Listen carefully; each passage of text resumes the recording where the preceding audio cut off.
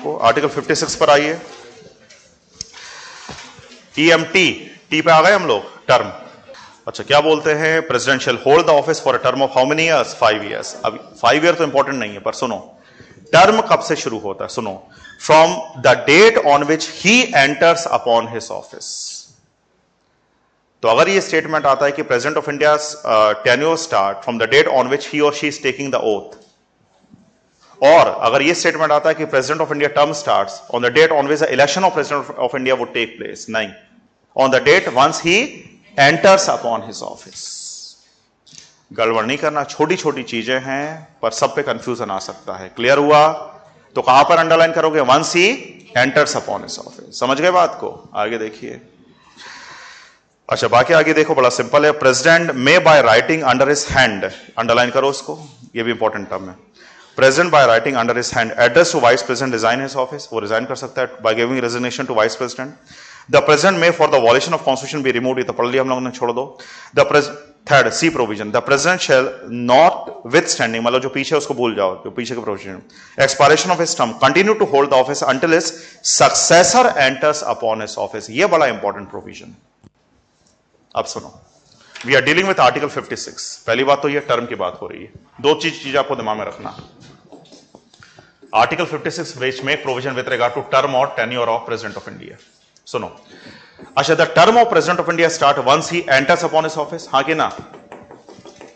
तो ये टर्म याद रखना, एंटर्स अपॉन हिज ऑफिस। दूसरी बात यहां पर ये है कि the normal tenure of president of India is for 5 years.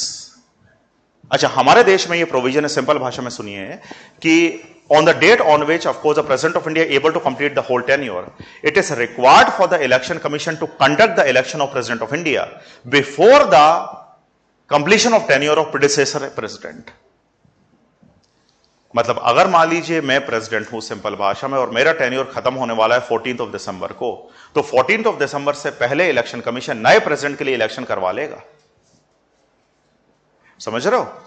तो जो नया प्रेसिडेंट इलेक्ट होने वाला, मतलब 14 दिसंबर को तो मेरा ऑफिस खत्म हो जाएगा, वेकेंट हो जाएगा, और नया प्रेसिडेंट एक्वायर करेगा अपना ऑफिस कब से? 15 दिसंबर से, आगे ना? तो before the completion of the tenure of former president, it is required for the election commission to conduct the election of new president.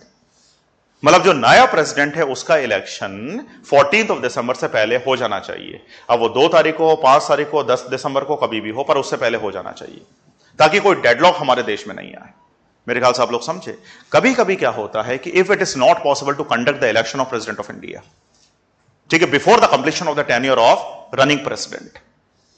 अच्छा, जैसे कोविड टाइम आ गया, ये इमरजेंसी कोई सी आ गई, कंटिजेंसी है, तो यहां पर यह बोला गया है कि until the election of new president would take place, be very sure the predecessor president, I mean the running president, shall continue his office after 5 year also until his successor take the office. समझ रहे हो मैं क्या बोल रहा हूं? मतलब 5 साल का टेन्योर खत्म हो चुका है प्रेसिडेंट का, मान लिया नॉर्मल टेन्योर तो 5 साल का है, ठीक है, लेकिन किसी कारणवश, किसी कारण से, इमरजेंसी के कारण नए प्रेसिडेंट का इलेक्शन नहीं हो पा रहा है, तो जो फॉर्मर रनिंग प्रेसिडेंट होगा वो अपने ऑफिस को क्या करेगा? कंटिन्यू करेगा until the new president get elected. अब हो सकता है the new president get elected after 1 month, after 2 month, after 6 month, वो कितना भी समय हो सकता है। The former president shell acquire the office. गड़बड़ तो नहीं करेंगे, ठीक है? अगर ये स्टेटमेंट आ गया, मैं आपको बार बार बता रहा हूं क्वेश्चन कैसे आएंगे, स्टेटमेंट वाले ही आएंगे, आपको चूज और करेक्ट और रॉन्ग को आपको चूज करना है। तो अगर ये स्टेटमेंट आ गया कि मान लीजिए, सुनिए, कि after the completion of the tenure of running president या फिर सिटिंग प्रेसिडेंट, ठीक है, ही और she can not continue the office for another term या फिर फॉर एक्स्ट्रा टाइम, तो ये स्टेटमेंट क्या होगा? गलत होगा। He can continue for extra time under one condition, and the condition would be if the election of the new president has not taken place. मेरे ख्याल से आप लोग समझ रहे हैं। And this provision had been mentioned within Article 56. कोई दिक्कत? एक दो और प्रोविजन है, आइए फटाफट देखो, समझ गए ना कैसे पढ़ना है इसको? ठीक है। अब ये बड़ी इंटरेस्टिंग चीज है, बड़ा सुनना जरा। Clause 2, any resignation addressed to vice president under clause A of the provision to clause 1, ये सब बेकार की बात है, shall forthwith be communicated by him to the speaker of the house of the people। अब देखो बड़ा, यहां पर भी ट्रैप है।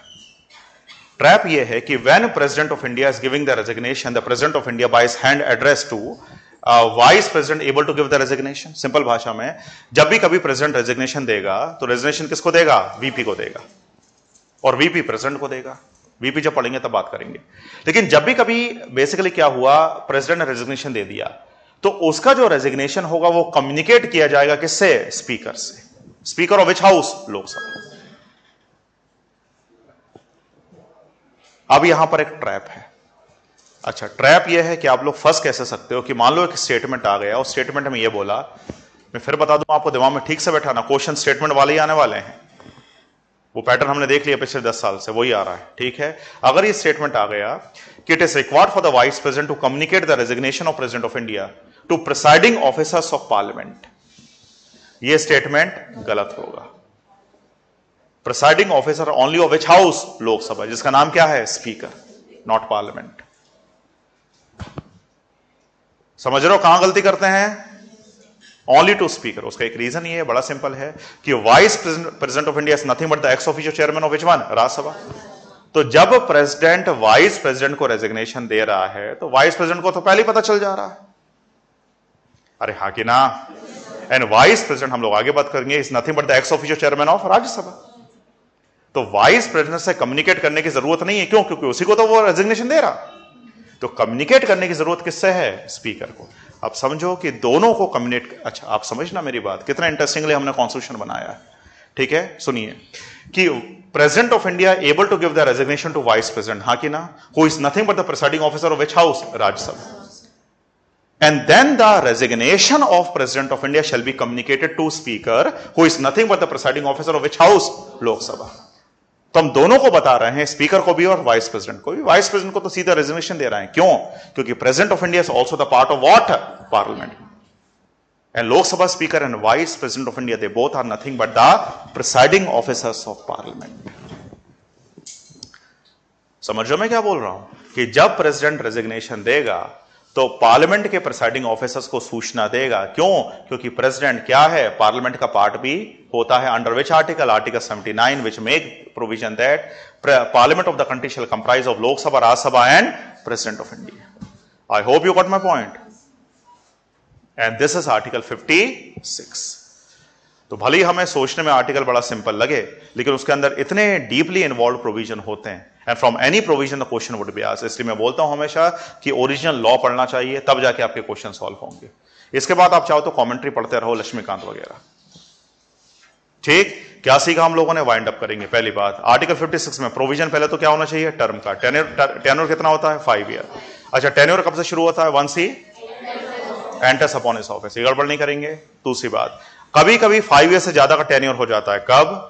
When election commission is not in a position to conduct the election of new president, then the former predecessor president continues his office until the successor acquire the office for indefinite period. Clear हुआ? अच्छा, उसके बाद हम लोगों ने देखा कि vice president shall give the resignation, president shall give the resignation to vice president. Address to vice president ऐसा बोला जाता है इसको। ठीक है, in writing form, written form, अपने सिग्नेचर के साथ। ठीक, लेकिन जैसे ही प्रेसिडेंट ने रेजिग्नेशन दिया तो vice president shall communicate to speaker. तो यहां पर हम दोनों को इंफॉर्मेशन दे रहे हैं। वाइस प्रेसिडेंट को तो डायरेक्टली रेजिग्नेशन दिया जा रहा है, स्पीकर को इंफॉर्मेशन दी जा रही है। Why? Because president of India is nothing but the part of parliament and these two incumbent are nothing but the presiding officers of Lok Sabha and Rajya Sabha. This article 56। तो आर्टिकल 56 हो गया।